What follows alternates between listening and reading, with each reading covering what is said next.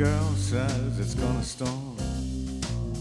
Power lines likely to come down. Take a nap with me. Let the world go round.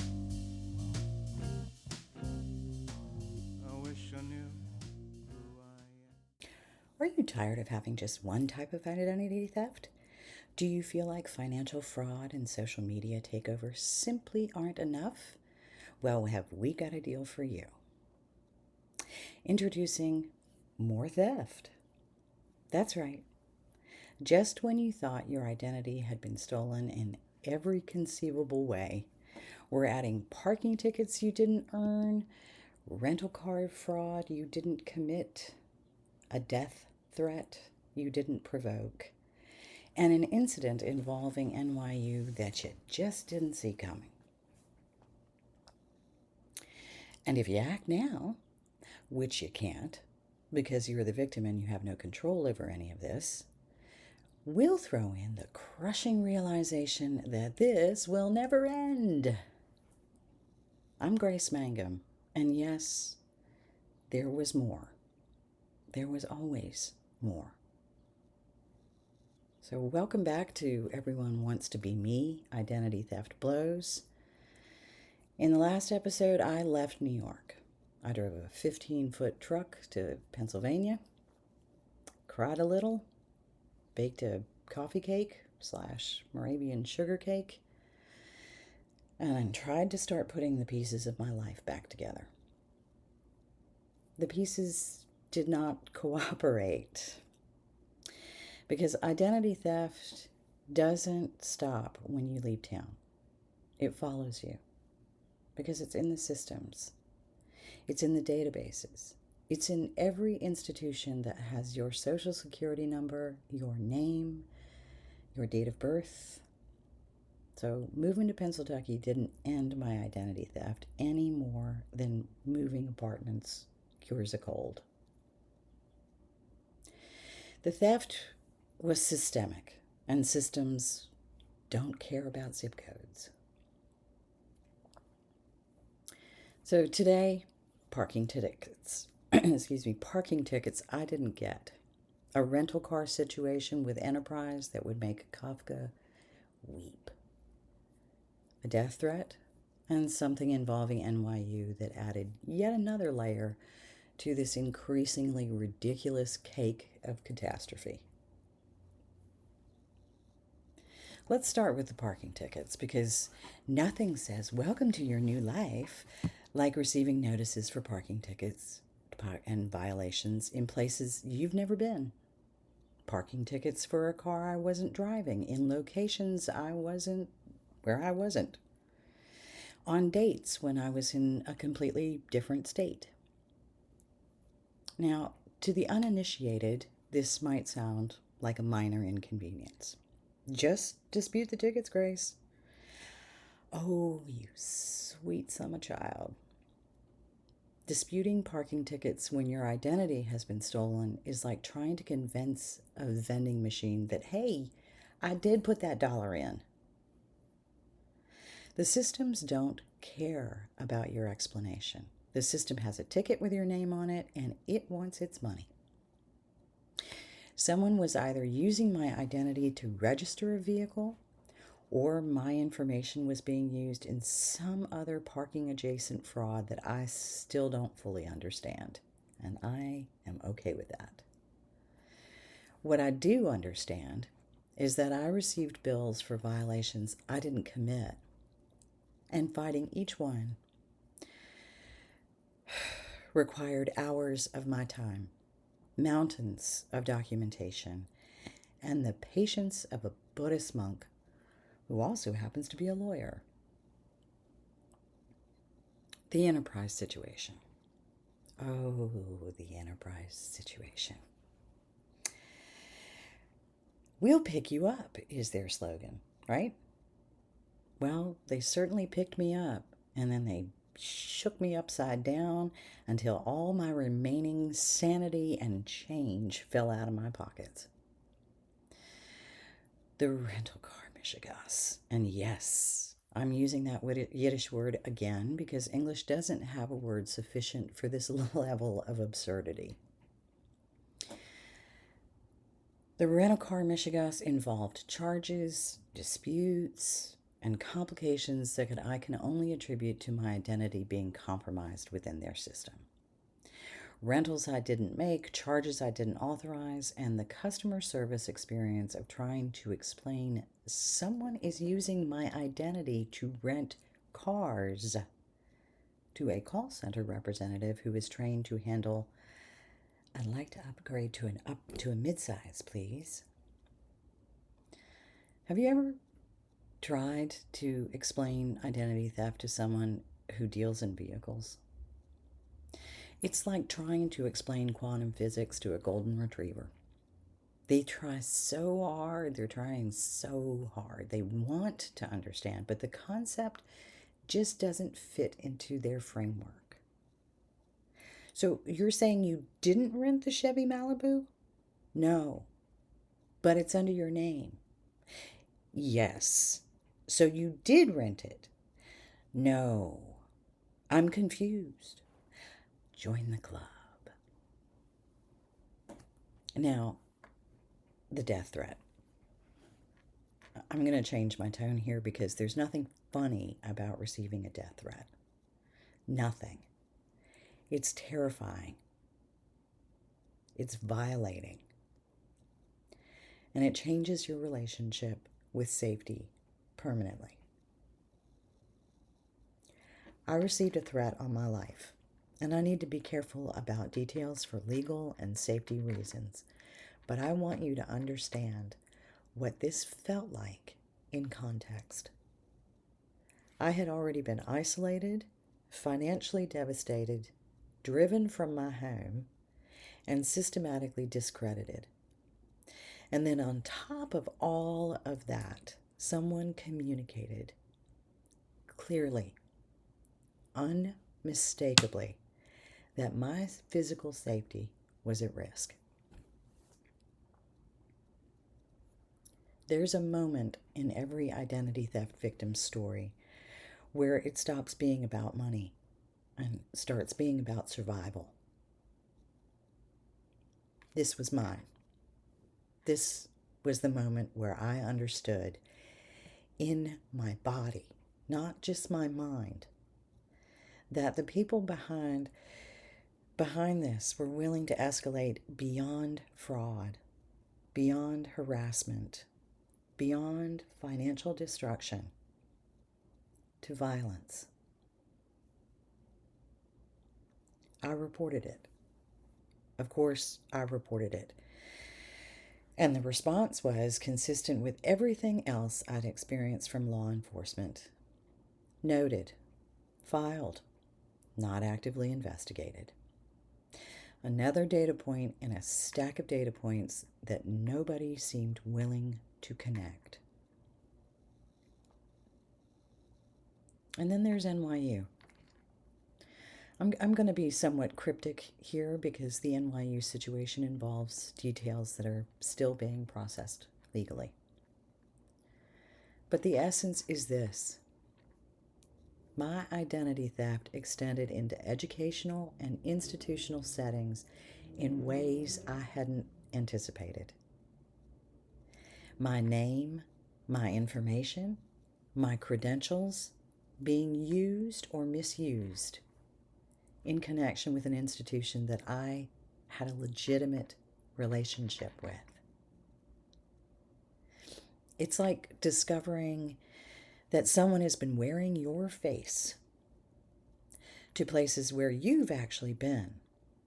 They're just not pretending to be you in abstract ways. They're showing up in your actual life, in your actual spaces, wearing your actual identity.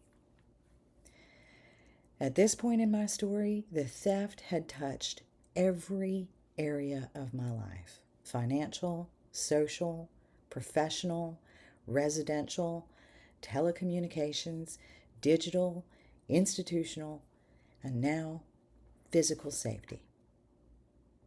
There was no corner left untouched.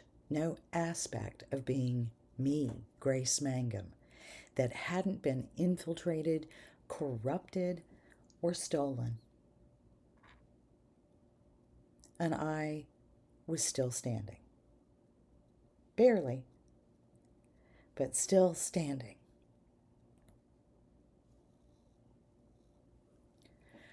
So I need to talk about escalation because identity theft can escalate into physical danger, and most resources don't adequately address this.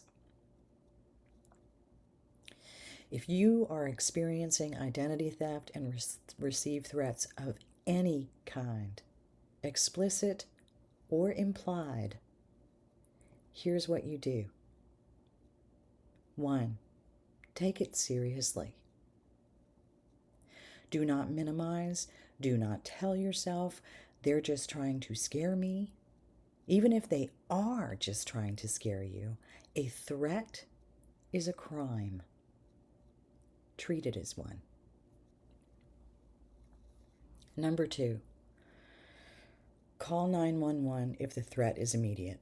Then file a police report. Insist on getting a police report number. If the officer is dismissive, ask for their badge number and file a complaint with Internal Affairs. Number 3, contact the FBI.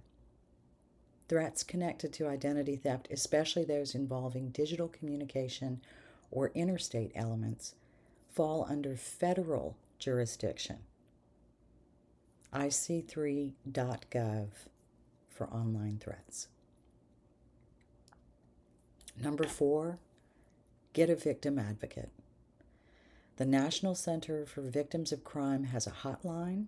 It's 1-855-4-VICTIM. That's the number 4 victim, VICTIM. They can help you navigate the system and connect you with local resources. Number 5, consider a protective order.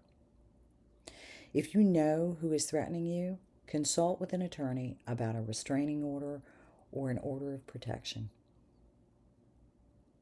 6, secure your physical space. Change locks, vary your routine, let trusted neighbors know to watch for unusual activity. If you've relocated, be cautious about sharing your new address. On the parking ticket and rental car fraud specifically, 1, you can contact the DMV in any state where fraudulent registrations may exist. File an identity theft affidavit. 2, place a fraud alert with the rental car company's corporate security department, not just customer service. Number 3, keep every notice, every bill, every piece of correspondence, and respond to everything in writing. Create a paper trail that proves you disputed these charges. So, after the death threat, I begged. Not because I was brave, although I don't know how much bravery baking requires, so sometimes a little bit of chutzpah. But I begged not because I was brave, not because I was calm, but because my hands were shaking and I needed them to be busy. Fear makes your world shrink. It makes every sound a threat, every shadow a danger, every knock on the door a potential catastrophe. And baking, kneading dough, rolling pastry, measuring with precision, it doesn't eliminate the fear, but it gives your body something to do besides vibrate with anxiety. So today's recipe is the thing I made that night, the night my hands wouldn't stop shaking. I call it Steady Hands shortbread. It's actually Scottish shortbread, and just fair warning, it requires an inordinate amount of butter and sugar, as most baking recipes do. But the recipe itself will be available on my Substack. Baking won't stop the threats, but what it does do is it reminds you that you're still alive, that you're still capable, that you're still producing something good in a world that's been very bad to you. And shortbread, specifically, is proof that sometimes the simplest things hold you together. So today, identity theft doesn't stop at financial fraud. It expands into every system. Parking, car rentals, institutions. It can escalate to threats against your physical safety. And just when you think you've seen the worst, there's always more. So your action items are, number one, take all threats seriously. Report them immediately to local police and federal agencies. Number two, if you're receiving bills or notices for things you didn't do, dispute them in writing and keep copies of everything. Number three, contact the National Center for Victims of Crime if you need support. That number again is 1-855-4, that's the number 4, victim, VICTIM. Number 4, make sure that your physical space is secure, especially if you've relocated. In the next episode, which I've entitled Digging Out, I start rebuilding, start discovering who's responsible beyond, the ones that I knew initially when I relocated. It was friends first, and then it was family. So what I continue to do is file reports, scrape money together, and learn to bake, like really bake. The kind of baking that becomes a lifeline. Plus, I dive into artificial intelligence. I got a prompt engineering certification from Vanderbilt University through a platform called Coursera. I highly recommend it. And the beginning of fighting back using the same tools that they used against me. Share this with anyone who's been threatened and felt dismissed. Subscribe to my YouTube channel. Please leave a comment. Feedback is always appreciated, and I would like to hear stories, or if you'd like to get in touch with me, I'd like to hear your stories as well. There will be a season 2 of Everyone Wants to Be Me, and more on that later. But please share this with anyone who's been threatened and or felt dismissed. My show notes will have victim advocacy resources, threat reporting links, and of course that shortbread recipe. I'm Grace Mangum. Everyone wants to be me. And at this point, being me comes with a death threat. So I really question anyone's decision making on that, if that's their goal, to be me. See you next episode.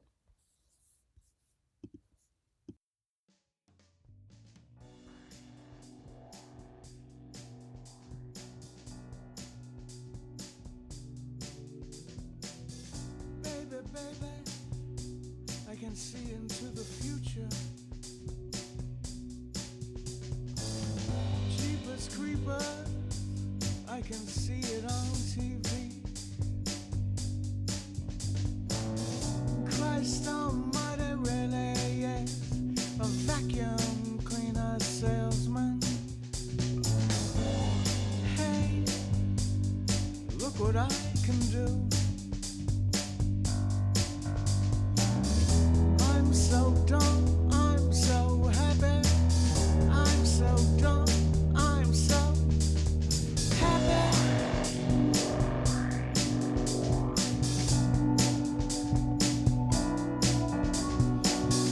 I just jam my thumb into this ugly fucking